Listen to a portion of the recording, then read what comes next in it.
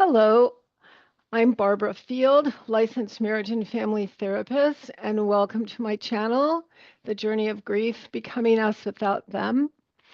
Today, I've asked some other therapists to share with us, to give us some wisdom about their work with people in grief, some the wisdom of the universe. And they have a variety of people that they work with and experiences that they've had. So this should be a really rich conversation with lots of cool information. So I'm going to invite each of you to introduce yourselves and just give us an overview of your work as a therapist and the people that you typically work with, and specifically your work with people who are grieving the loss of someone they love. So, Maurice, would you like to begin for us? Absolutely. Hi, Barbara. And hi, Christine. And hi, Josh. Barbara, first of all, thank you for inviting us into this platform. My name is Maurice Geddis. I'm a licensed marriage and family therapist. I've been practicing for many years now, but most recently, I work quite a bit and extensively with professional and college athletes. I work with, I have a family practice, and then I have a specialty within that practice. Currently in a PhD program nearing completion in performance psychology. Um, yeah, I'm kind of prepared to work in both environments, and would love to share more throughout this process. That's great. And I want to invite you to kind of broaden the conversation. I mean, for this page to be about people who have all kinds of loss, who are grieving all kinds of things. Yeah. And athletes, I have counseled a lot of people who have dropped into addiction after their athletic career has been stolen from them by an injury. And so those are some people who aren't invited to grieve and don't seem to Oh no. always get what they need. So if Yeah, you want to talk about that, that would be great as well when you talk to us a little bit more absolutely. now. Absolutely.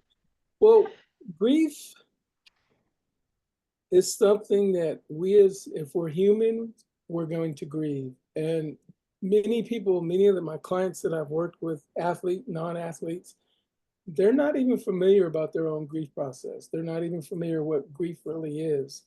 Some think grief does not apply to them. So one of the things that I prepared for today were the 5 stages of grief uh, by Elizabeth Kubler-Ross and David Kessler. They've been in the field or have created this protocol uh, in the field for many, many years. So I've just kind of adopted what they've used. Cool. Um, Stages of grief are, we all go through them. So one of the things I like to do is, one, describe what those 5 processes are for most of my clients, and then to kind of help them identify where they might be in those processes. So I'd love Cool. to share more about those things. That's great. Christine, would you like to introduce yourself and let us know about your work? Sure. Hi, Barb. Hi, Maurice. Hi, Josh. Glad to be with you all. So I'm Christine Livingston, and I currently have a practice that's on telehealth. I'm in the process of moving my office to my home, which is going to be a first. So we'll see how that works out. But in the meanwhile, I have to do a little bit of remodeling. I am available via telehealth. So the things I've really going back in my journey, when I was an intern in this field, I'm a marriage and family therapist as well.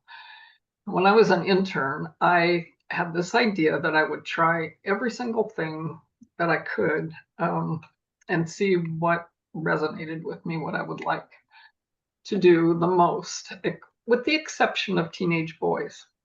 I didn't want to do teenage boys. Well, wouldn't you know it? I ended up doing a huge part of my internship in a high school working with teenage boys. And I found out I loved them. But the things that I really loved doing the most were working with survivors of trauma, clients who were survivors of trauma, and also couples who often are survivors of trauma within their relationship and prior to it.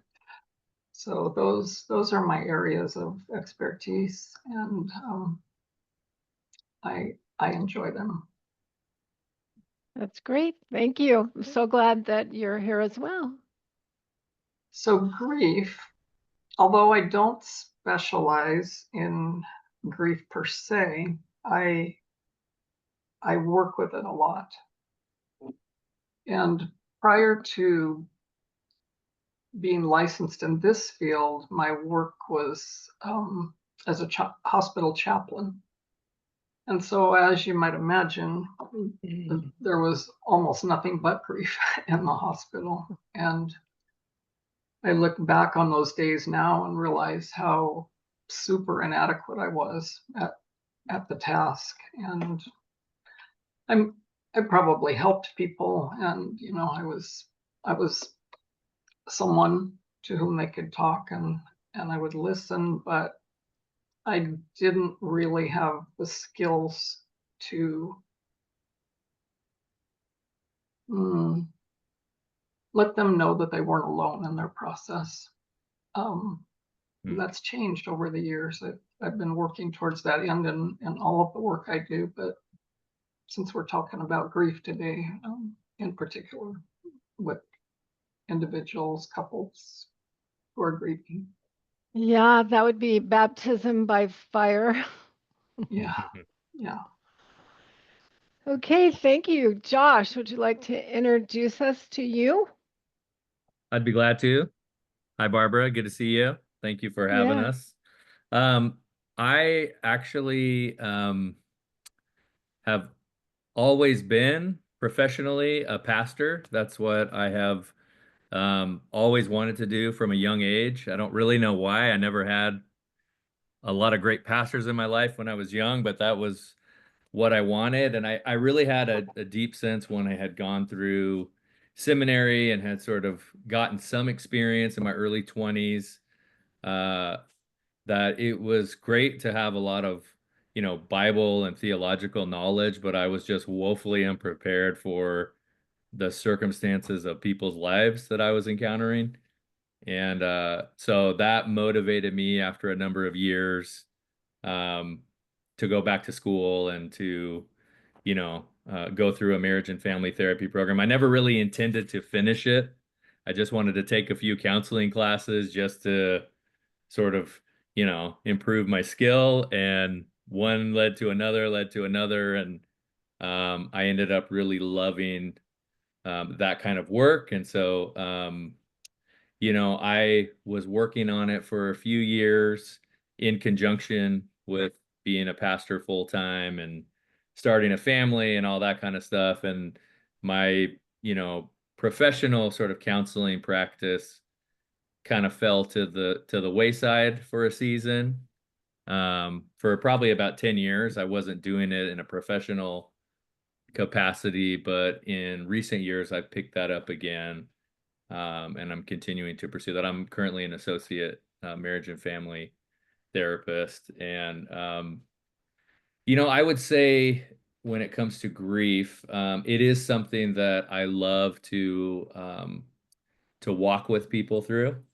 And it's something that I would say early on, I became acquainted with grief primarily in the experience of other people.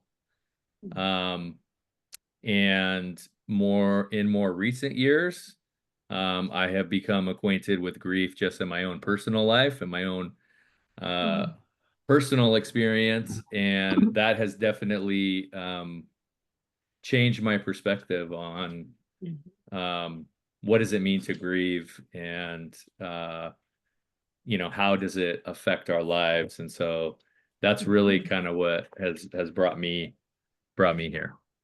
Cool. Thank you so much. That's an interesting perspective, the pastor, therapist, with the big battle in the world of whether or not, Christians should participate in therapy and all of those big dramas that you've been through over the years. Yeah. Okay, so Maurice, let's get back to, you wanted us to have a conversation about the stages of grief because people aren't really familiar. And we know they don't necessarily go in order, but there's Yeah, those there's some aspects stages. are the same. So Sure. talk to us about the stages of grief. Well, I really liking everything that Josh and actually Christine were saying. By personal experience for me, I think I was being prepared for this type of work even before licensing, before being an associate, while I was still in school. There was a traumatic divorce and loss of a lot of things. My youngest son was murdered in 2013. My oldest son passed away in 2023 of natural causes. He was born with Down syndrome, but he lived his life. I had to figure out in all of those circumstances just how to figure out where I was, what I needed to do, um, one day, 1 minute at a time. And not to mention both parents passed throughout that process. So I really was given a heavy dose of what grief is for myself. So as I began to learn and study and research the grief of others, there was a whole lot of commonality. I figured that God blessed me with some insight to sit with my clients who were also grieving. I've learned that grief is not just for some people, that we all go through it. And as I've worked with athletes, as I work with families, as I work with young people, as I work with males and females, I learned that there was a commonality in some of their life experience, and that was most of them were coming up on experiences or circumstances that was causing them grief. And a lot of times they weren't even aware of it until they would sit down with me and we would begin to talk about these 5 stages of grief. So the 5 stages, Kubler-Ross came up with this grief cycle. It's denial, anger, bargaining, depression, and acceptance. And I'll talk a little bit more about that. Denial is usually the first stage of grief for most people. It's like they just don't have the capacity or insight to deal with it. It could be so traumatic. It could be childhood trauma. It can be complex trauma that happens over a period of time with children going into their adolescence, going to teen. It could be loss of a spouse, loss of income, loss of a relationship, of marriage, loss of significant others. So I kind of hit a lot of areas in my own personal grief to understand how those things can play out. The second stage, of course, would be anger. Anger is kind of one of those things where either you're going to be very angry and blame the whole world, and sometimes you'll be mad at God, and other times you will do everything you can to avoid the fact that you're angry, that you're mad at this person for leaving you, or you're mad that this person didn't play out to be the person that you thought. And then there's a bargaining stage, which I hear a lot of people kind of get stuck in. Well, if I would have done this different. They take on not only the experience of the circumstance, but then they make the circumstance their responsibility. And, as life is, as we all know, we have no control over anybody else. We have a hard enough time maintaining control of ourselves. So yeah, we have no control over what other people do. So that bargaining stage is yet another stage where we're trying to figure it out, understand our feelings. We're not even always in touch with our feelings until we get to this 4th stage of depression. And that's usually when our clients come in, is when they're depressed about their life experience, no matter what that is. So I find the commonalities, as you mentioned and touched upon earlier, Barbara, with the athletes that you've worked with. Yes, there is a significant amount of depression.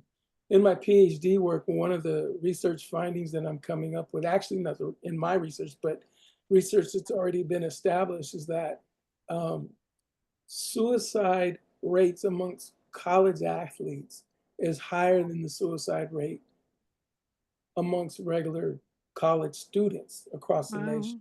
It's amazing. No one's talking about it. No one says a whole lot about that. So depression is a big indicator of what grief really can look like.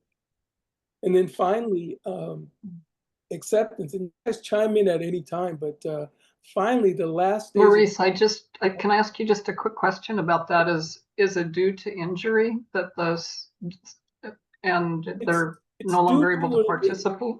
And that's funny you ask that question, because that's exactly, it's not known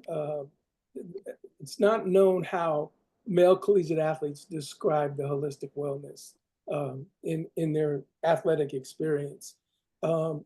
There's a number of factors from what I've come across in research thus far, and that is just the pressure of being a student athlete. And when you talk about being a pressure of a student athlete at a Division I school, where you're on scholarship, where you're on television, where you have hundreds of thousands of fans that have access to you, and you have family that are counting on you, and you have friends, and you have relationships, and you don't know who's who. And Simone Biles. Yeah, it's a lot to navigate. So that stage of depression is very, very real for people, for athletes, for couples, for single folks. I mean, across the board, nobody is beyond or above that type of experience. And I talk about acceptance, but that's not something that I talk a whole lot about, because in one conversation we're talking about the extreme despair of grief, and then to have them get to acceptance. That's not a conversation that I introduce right away. So it will come in time, and we'll have it. And these stages are not in order. They don't necessarily have to happen in order. And you may process through one stage and go back to it and process some more. I've learned to really respect and teach my clients and help them to give grief respect. And what that means is allow yourself to grieve. You would be amazed at how many people will not allow themselves to do that process, especially with men. What do they say? Men don't cry. And the parasympathetic nervous system, help me with this, Barbara, the parasympathetic nervous system is designed that crying is the first stage of emotional healing. So when we hinder that process, we hinder our own healing. I can remember how bummed out I was when I thought I had worked through the anger stage and the denial stage, and I was moving on to depression. But then anger came back again, and I was just upset about that. No one had explained to me, I was a lot younger then, but nobody had explained to me that those stages aren't linear. They have a mind of their own. So Christine, so how do you relate to what Maurice has been talking about in terms of the stages of grief and how you see that in the people you work with?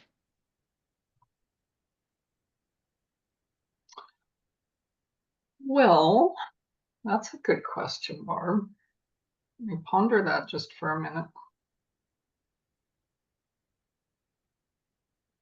I think I don't necessarily lay the stages out until I see that a person maybe is upset with themselves for feeling a certain way. Somebody will come in that's had a terrible loss, and they're just really mad at everybody about it. And then I might say something like, that actually is one of the stages of grief. So I don't lay it all out for them initially, usually, but I introduce it to them as kind of as the process evolves and unfolds. Yeah, people are so overwhelmed when they're in therapy, can only lay out so much, and it all goes right over the top of their heads. Well, and if I can make it experiential for them, they're gonna probably remember it. Yeah, that's great. I am angry right now. It's like, oh, that's like you're supposed to be angry. It's like, yeah, that's Awesome. part of grief. Thanks. So, Josh, how about you? What are your thoughts about the stages of grief in your work with people? I think the thing that I love about the idea of the stages of grief, I agree with you, Christine. In the past, I have liked to think, and I still like to think of things as being very linear and clean and moving from one to the other.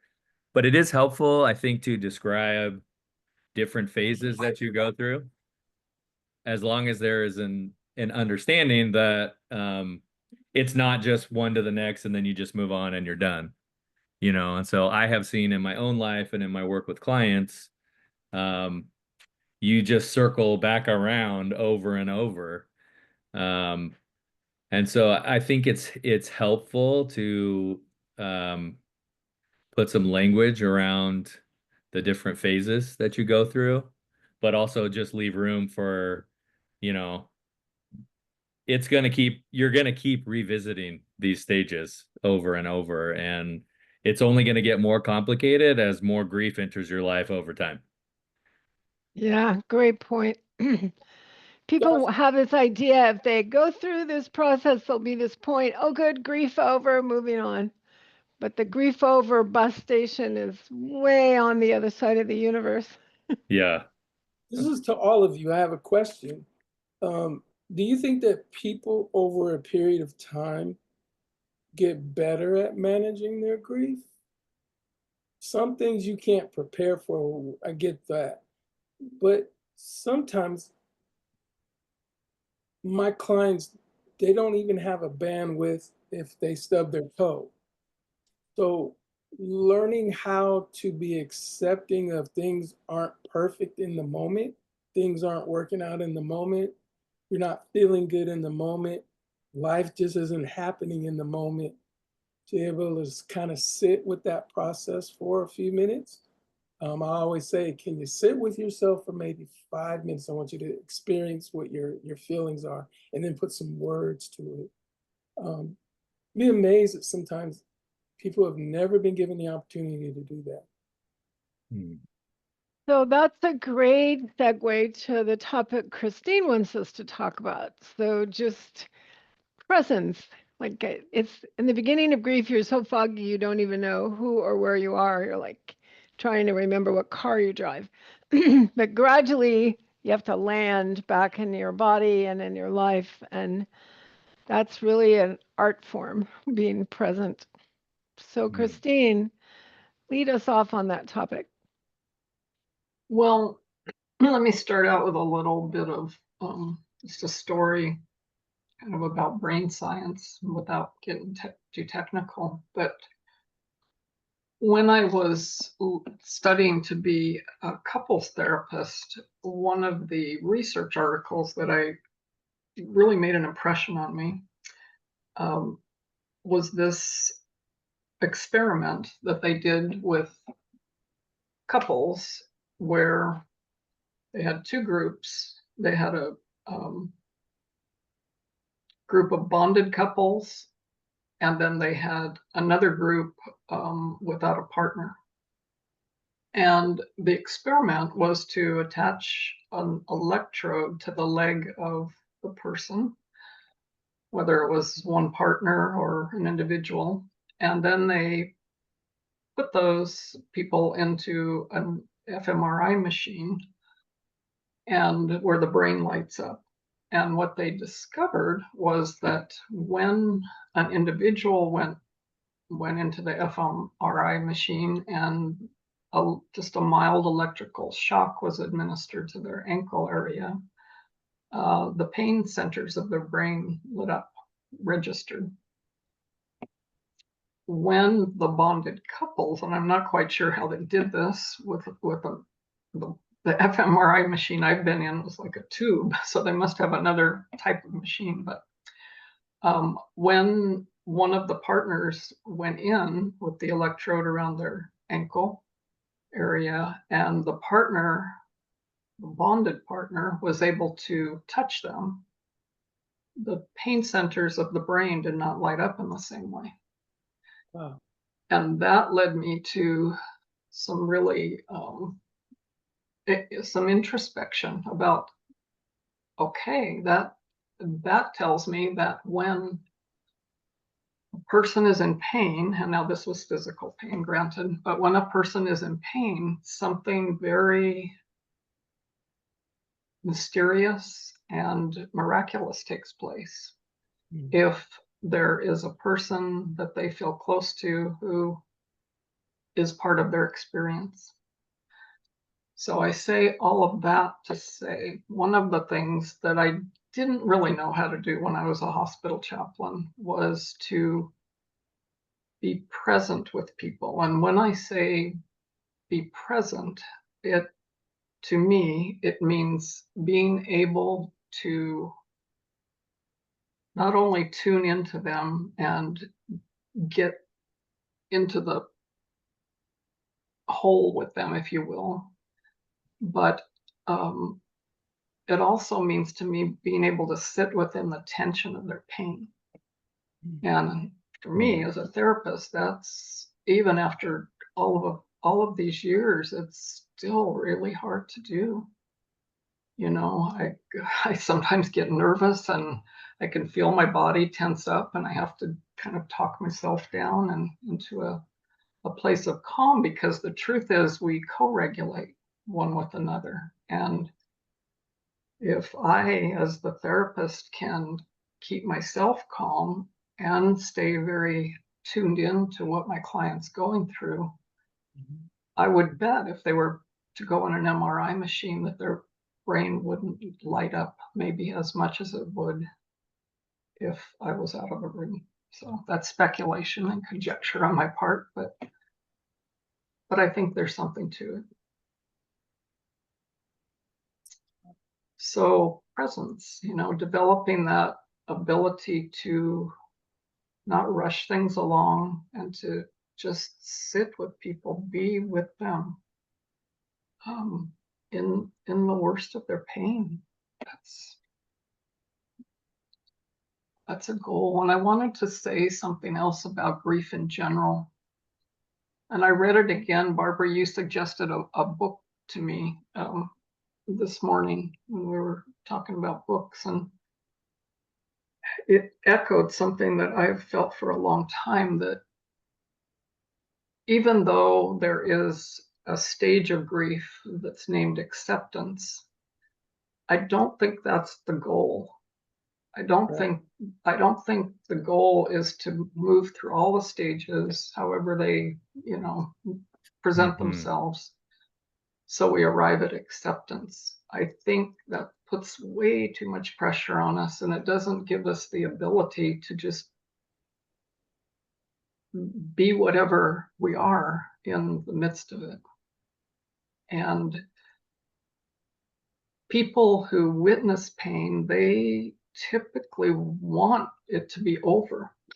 You know, whether it's we ourselves who are, you know, have it going on inside of us, or if it's a friend or even someone we don't know and they're suffering, we want it to be done with. So we kind of try to make a nice little package out of it. And truthfully, grief is messy. It's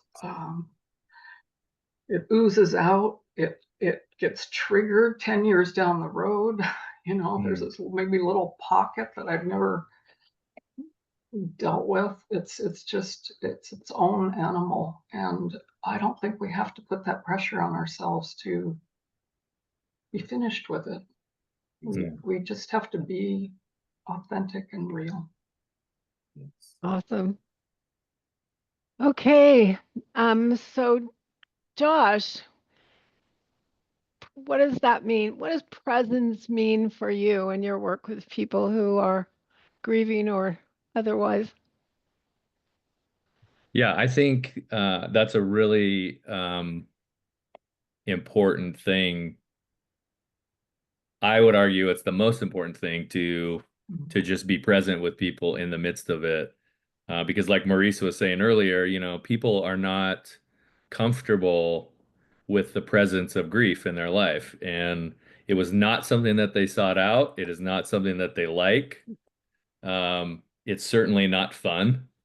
And so just by being able to hold that space for people, and relate your own experiences of grief, especially, I think that can have a profoundly just healing effect on everyone, really. And just to make Absolutely. it, oh, I'm sorry. Oh, go ahead. Well, just to make it personal, I have recently experienced something in my life that is beyond imaginable pain-wise. And I was able to sit down with you, Barb, a week or so ago, and you just listened and I talked. And when I walked away from our table, I didn't feel necessarily any relief from the pain, but I wasn't alone in it. And there was something about that that just made it a little bit better. Oh, So that's thank you. awesome. Yes, I had to spend years in therapy so I could shut up and be with someone and not try to yammer. Well, you did a good job that day. Good to know I got my money's worth out of all that therapy. So, Maurice, how about you? Presence.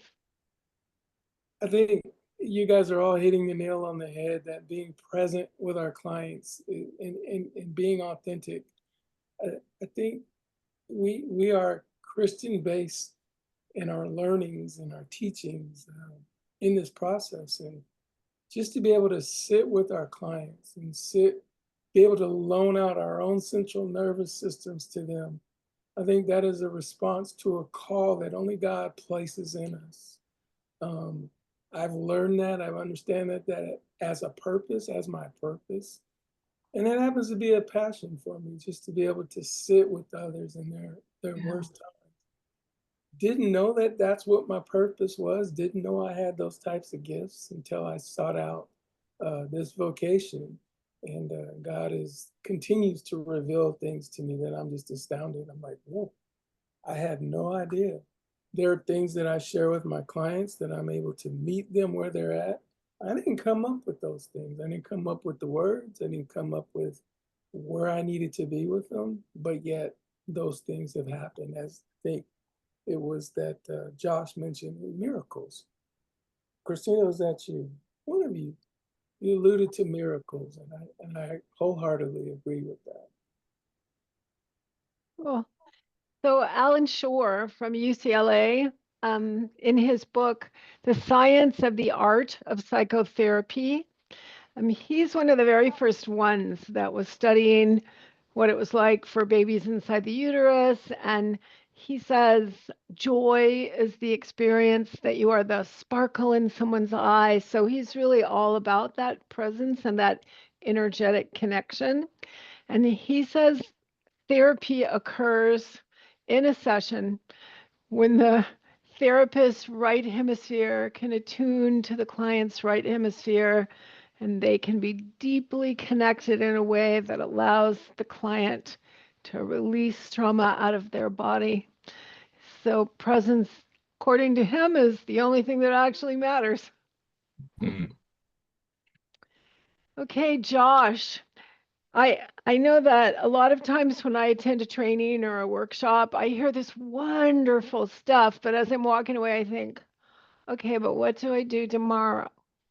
And so you wanted to talk about that in specific, like what can we do with grief? What are some helpful ideas for moving this thing along? And so I'd love to hear that from you. Yeah, sure. Yeah, one of the things that I always start off with, especially sitting with clients that are experiencing grief, is, like I will always tell people, we're all familiar with the old adage that time heals all wounds, right? And so that's probably something that they're feeling. That's something that they've certainly heard in this experience. I've certainly had that where people will say, it'll get better after a year. Once you go through all the first holidays, then you'll be fine. And then other people that it's 2 years and then you're good. And, one really well-intentioned lady just said, it's terrible for 5 years and then you're great. And what I always tell my clients just right out the gate, based on my experience and likely theirs, nothing happens with the passage of time except that we get older. Like that's the only thing that we can count on when it comes to time passing. It doesn't necessarily do anything to our grief and trauma, and nor our growth or our ability to to sort of process that and to move forward. And so there's a really great resource on this that I often recommend to people. It's a book by a woman named Kate Bowler. And she writes about, getting her dream job at Duke Divinity School and becoming an author and becoming a mom, and then finding out that she has stage 4 colon cancer at like 32 years old. And so she wrote a book on this process, and the book is called Everything Happens for a Reason and Other Lies That I've Loved. And it's really fantastic. And she just like her work is just unpacking all of these sort of pithy, like pop psychology, Hallmark card versions of how do you deal with the hard stuff of life. And so that's always the starting place that I tell people is that, just because time passes, if you don't do anything, not much is going to happen in terms of your ability to deal with that. And, I realized that in my own life. I went through a good portion of my life without experiencing a lot of significant loss until I was in my early 30s. I lost my sister, who was only 40 years old, due to, just drug addiction and some of those kind of issues. And that was the first real profound experience of grief that I ever had. And that happened in 2014. And I had done some therapy, done some work about it, and then just sort of felt like I had worked through issues.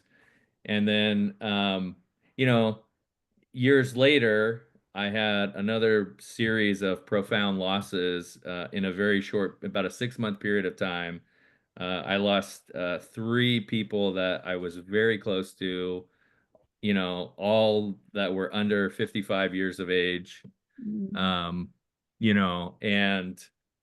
that experience, led me to actually say, I need to actually do something with this grief. I'd been carrying around tons of grief for years from my sister, and I didn't even realize that was still there until more things happened, and so I entered into therapy during that season, and I just learned a ton about grief and a ton about what you can actually do with it.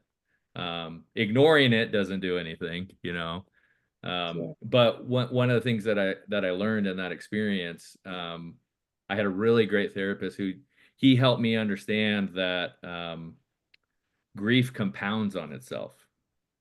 And so, he used the analogy of like, what, if you have a barbell and you put 245 pounds on each side, you might struggle to lift that over time, but you might be okay with it. But then if I just come and slap 3 or 4 or 5 more on, eventually you're going to reach a point when you can no longer carry that all by yourself, and that's really what happens in grief as well. It's like you may be able to sort of just get through without doing much, but eventually over the course of time, enough stuff is going to happen that you just won't be able to do that anymore unless you actually do something with it. And so what he had me work through to help me actually do something with my grief was a book by a couple of longtime grief therapists. And it's called the Grief Recovery Manual. And it's just a series of exercises that are designed for you to, kind of work through along with a therapist or a trusted friend. And they just give you things that you can do with your grief. Like one of the basic ones that they do is they have you do a grief timeline of your life. And so you just mark out, from your birth until today, where however old you are, and then, you talk about that most recent significant experience, mark that on the timeline, and then you just start working your way backwards. And it's incredible how much you learn is all tied together.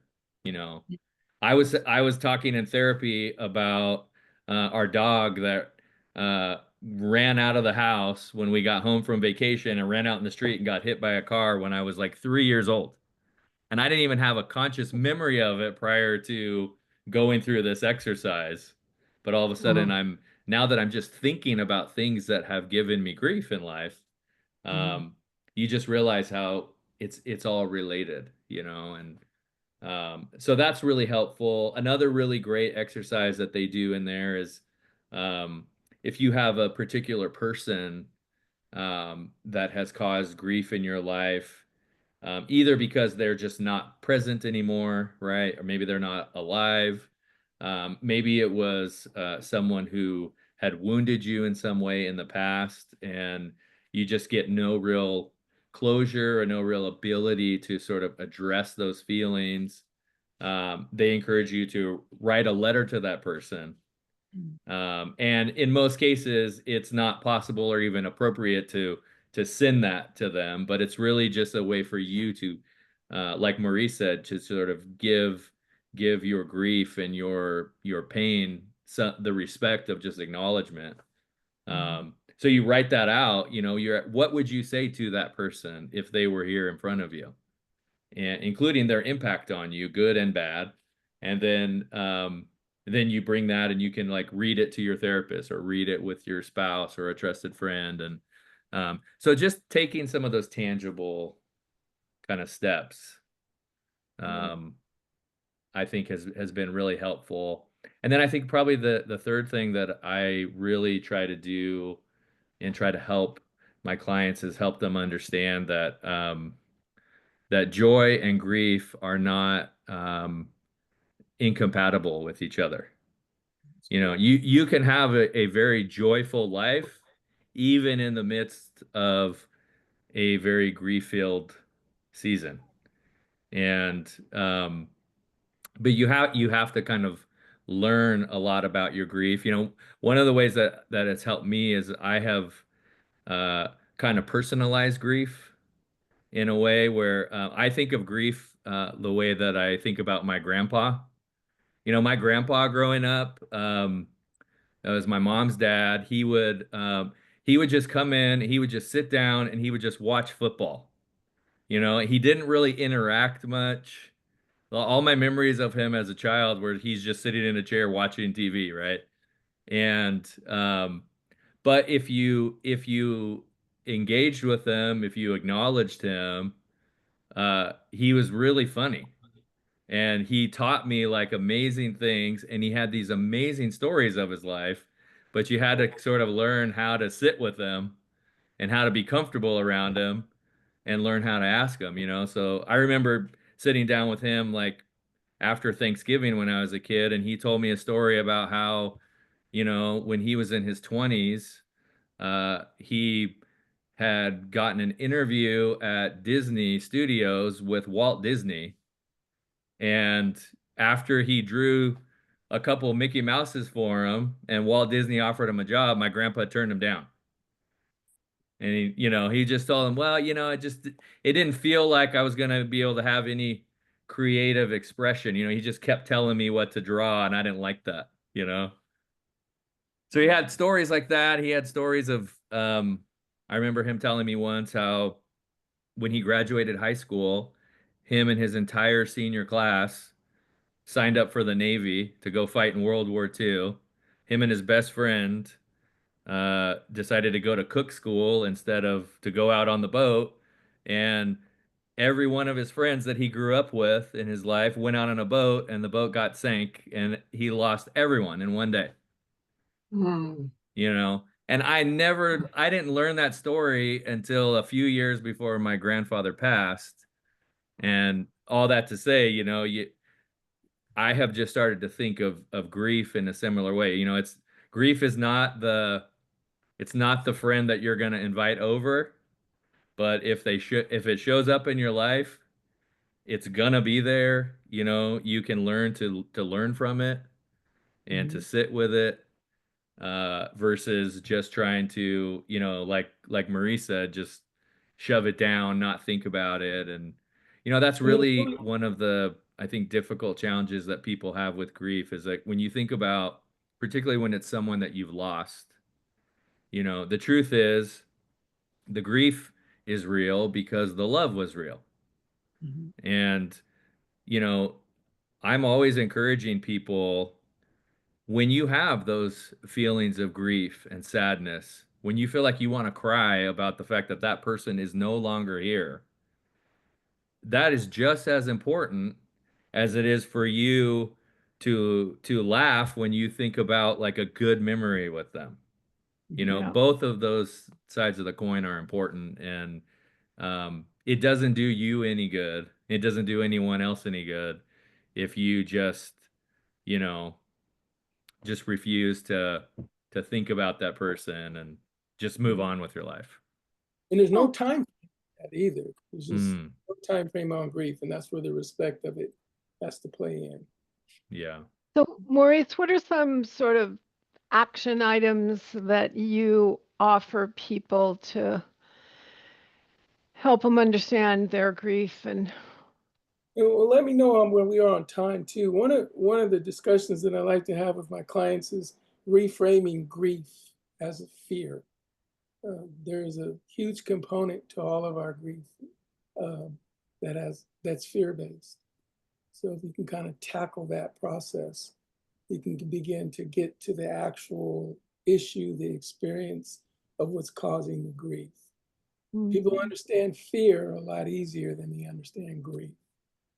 I totally get that. There was a book that I read that just said that. It was the first time I had heard that. And I was having trouble moving forward with my life, like wanting to do new things and try scary things and move forward with the dreams I had had before Butch died. And when she said that, that pain is possibly fear, I realized, of course, that's fear. Sadness is in one part of my body and fear is in another part. That's fear. And it was just that part of me that said I should have never taken a risk and loved somebody that much in the first place. And the world is scary and life is scary. And I never going to take a chance again. So when I tried to come out from behind that and say, well, yes, I am going to take a chance. And yes, I am going to do scary things. And yes, I am going to move forward. It was like, no, you're not. So when I started naming that as fear and not pain, then I was like, well, if it's just fear, I'm just doing it anyway. Yeah, that's good. I know one thing I love about that, Barbara, is I realize too, even talking about practical steps that you can take, like writing about it or journaling, right, about your grief, or doing a grief timeline. Some of those things at different points might be too difficult for a person to do, but that's where I really encourage people to like seek environments like this. Just listen to people talking about their grief, listen to other people talking about how they work with that. Um, you know, that Kate Bowler that I mentioned, um, she has that book, right? And so anyone can read a book. One of the best books I've ever read on grief is a book called Lament for a Son. by a guy named Nicholas Wolterstorff, and he's like a theologian, and he lost his like 23-year-old son in a mountain climbing accident. And so he just wrote these journals, and it's just different reflections on his son. And some of them are really hard, and some of them are really beautiful. And I often just encourage people who are experiencing loss, who are having trouble even facing that, um, to use resources like that, and conversations like this where, just read what someone else has written about their grief and listen to other conversations about it. And that can be a helpful, practical step that you can take in almost any situation. And there's grief support groups out there as well. I know the churches that I work at, they have a wonderful grief support group. So, yeah. So Christine, real quick, what are some practical ideas that you have found helpful for people to manage the grief more effectively or more understandingly? Well, in therapy, people like to talk about what happened, what actually happened, to put them in this place, and often like to talk about it over and over and over again. And that's okay. It's okay. I used to think that, oh, they're kind of stuck in that, but you need to do it until you don't feel like doing it anymore, basically. Yeah. And then helping people to remember, if we're talking about the loss of a person, helping people to remember them, asking questions. Because I'm curious. Most often I haven't known, their person, or so I like it when they tell me, and in that there's a connection that they're making with their lost loved one. And Yeah. so out of therapy, I'm sorry, you were going to say. No, go ahead. Outside of therapy, I think it's critical to find at least one person that can support you. And you've mentioned Maurice and Josh, you mentioned a couple options for doing that, but I don't believe this is a journey that we're supposed to bear alone. It's too heavy. Sure. Absolutely not. And okay, so let's just like if each of you, like looking back over what we've talked about and your experiences personally and as therapists, like if everybody was going to ignore everything we said on this entire thing, and you had a chance for them to take one thing away from this conversation, just take a minute, and what is the one thing that you would wish people would carry out of here? So, Christine, what do you think? Oh gosh, can I do two? So I already said one. I just said the one. Essential to have a safe person who can support you, or a safe group. And then be really gentle with yourself.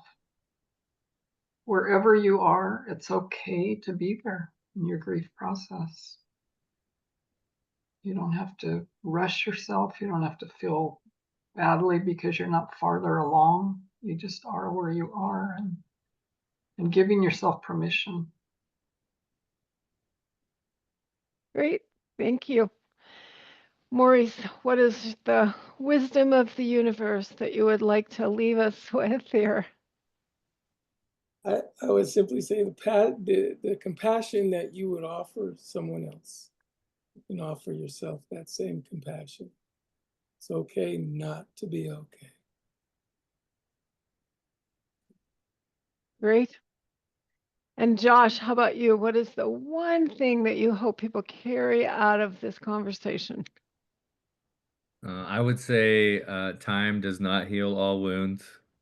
And I would encourage people to uh, get acquainted with their grief and learn to try to welcome it as a friend, invite other people into it with you, and um,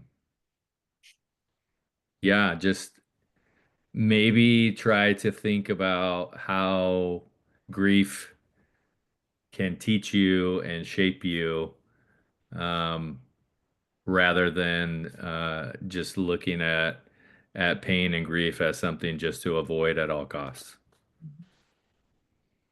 What I think I would, you kind of touched on it, Josh. I think it's really important for people to understand it doesn't go away by itself, but also when you look back on your life, if you have had other significant griefs or traumas, it's critical that you understand that current loss is just going to pile on top of those.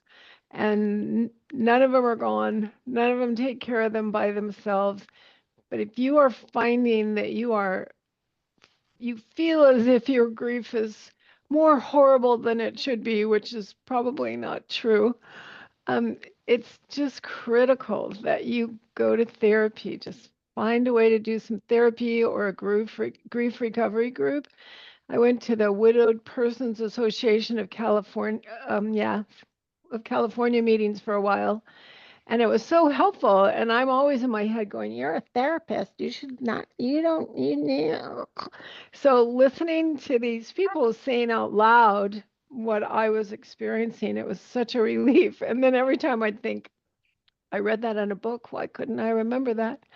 Because your brain turns off, and it doesn't matter if you have your doctorate, you're still just as much of a grieving rookie as everybody in the room.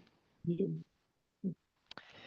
So once again, I want to thank you all so much for taking your time to do this and sharing your wisdom and experience with anyone who listens to this, all or part of it. And it's just really been an honor to have you with me here and offer your time and wisdom. And I will see you all sometime soon, I hope. Same Thank to you, you. Barb. All right, take care.